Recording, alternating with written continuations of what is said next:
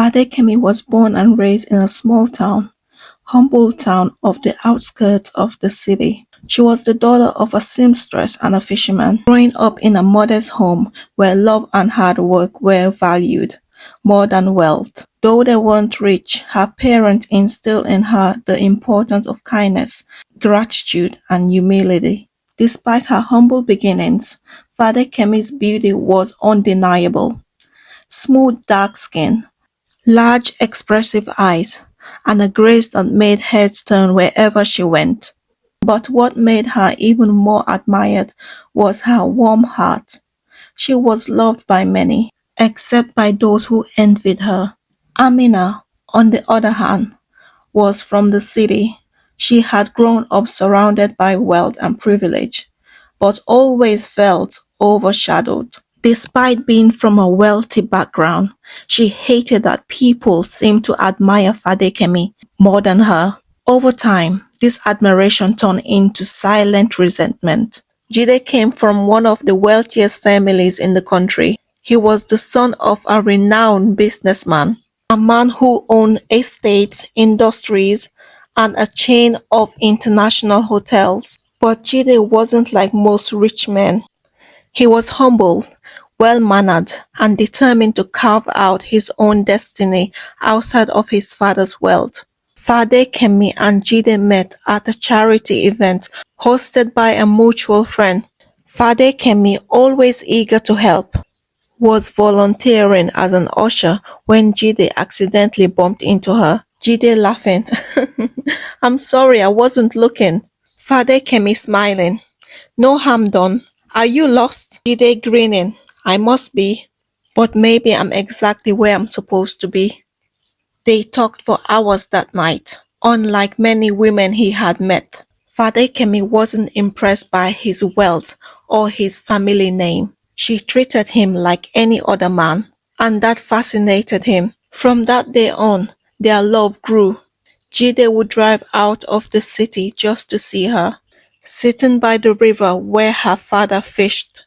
It wasn't long before he proposed, promising to cherish her forever. When Fadekemi shared the news with her friends were almost happy for her, except Amina. Amina had always been Fadekemi's friend, but deep inside, she harbored jealousy. They had met in the university, where Fadekemi's natural charm made her instantly popular. Amina, despite her expensive clothes and makeup, always felt like she was standing in Fadekemi's shadow. When she found out that Fadekemi was marrying Jide, a man she secretly admired from a distance, something inside her snapped. One evening, as they sat together drinking tea, Amina spoke with a forced smile. Amina saying, "You are really lucky, you know, a village girl marrying one of the richest bachelors in the country." "Who would have thought?" Amina said. Fadekemi laughs and says, "It's not luck, Amina. Jide loves me for who I am." Amina smirking and says, "Of course." But as she sipped her tea, a dark plan formed in her mind. Amina was determined to stop the wedding. If she couldn't have Jide, neither would Fadekemi. She called two of her mutual friends, Kemi and Sade, into her home one night. Amina said to the girls calmly, "I need to make sure Fadekemi does not get married." Kemi shocked and said to Amina, "What do you mean?" Sade, nervous, and said to Amina, "You are not thinking of doing something crazy, are you?" Amina, smiling coldly, and said, "Nothing too crazy, just a little accident." She pulled out a small vial from her purse, a slow-acting poison, not enough to kill, but enough to make Fadekemi fall sick, delaying or even cancelling the wedding. Kemi whispering, "This is wrong, Amina." Sade swallowing hard, "Amina, what if something goes wrong?" Amina says coldly, "Nothing will go wrong. We will invite her for a drink, and that's it."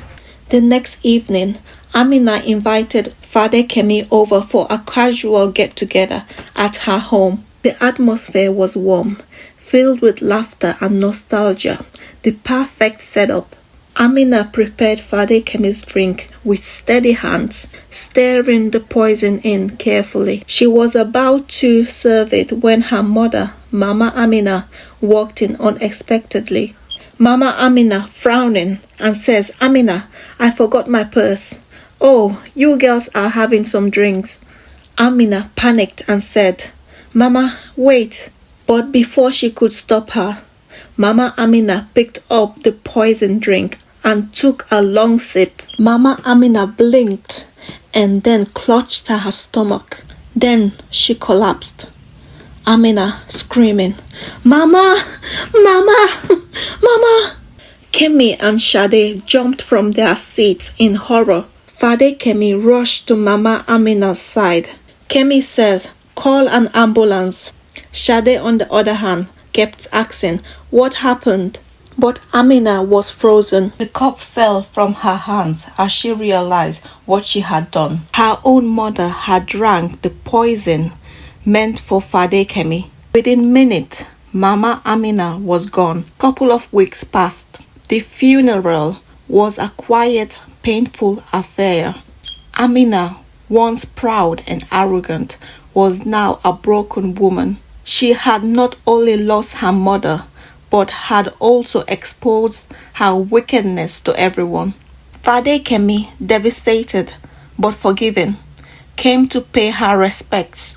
Father Kemi spoke softly to Amina and said, "I don't even know what to say."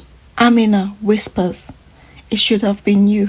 Jide, who had stood by silently, frowned. Jide angrily says to Amina, "You meant to tell me you tried to poison my fiancé?" Kemi, guiltily, "She did. And now her mother is gone instead." Amina looked at the ground, shame overwhelming her. Father Kemi said nothing more. There was no need. Amina would carry this burden for the rest of her life. Despite everything, Father Kemi and Jide got married in a beautiful ceremony. This celebration was grand, filled with love and happiness. From afar, Amina and her old friends watched. Amina had lost everything, all because of envy. Father Kemi and Jide are now happily married and living in an upscale neighborhood. Father Kemi runs a charity for young women from poor backgrounds, helping them get scholarship and job opportunities. She is admired even more than before by the media, by the public, and by those who once doubted her. Meanwhile, Amina had vanished from society. After her mother's death and the failed poisoning, she was disowned by her family and fired from her job. She now lives in a run-down apartment, battling guilt, loneliness, and whispers of madness. She watches Father Kemi on TV every day, her hatred reborn. One evening, Amina is visited by a mysterious man, Chief Bamidele, a shady political figure with his own grudge against Jide's father. Chief Bamidele says to Amina, "You were foolish before, but you have pain I can use." He offers her a deal. He will help her rebuild her life, give her wealth and power, only if Amina helps him destroy Jide's family. All Amina had to do is to get close to Father Kemi again. She wants Amina to be his ears by feeding him secrets about Jide's family. Amina says to Chief Bamidele, "What if I refuse?" Chief Bamidele replies to Amina, "You won't. You've already chosen the bitter path once." After a month later, Father Kemi bumps into Amina at a hospital charity event. Amina looked changed, humbled, apologetic, healed. Amina says to Fadekemi, I just want to make things right. I'm not asking for your friendship, just for forgiveness. Fadekemi, still kind-hearted, forgives her, but remains cautious. Jide, however, is furious when he finds out Amina is back in their lives. Jide says to Fadekemi, she tried to kill you, and now you want to let her back in? Fadekemi says to Jide, maybe she's changed. Everyone deserves a second chance. Amina slowly regains access to Fadekemi's inner circle. But she's not just spying.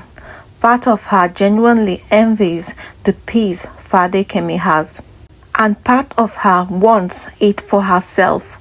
Fadekemi's charity is audited, and confidential documents are leaked to the press.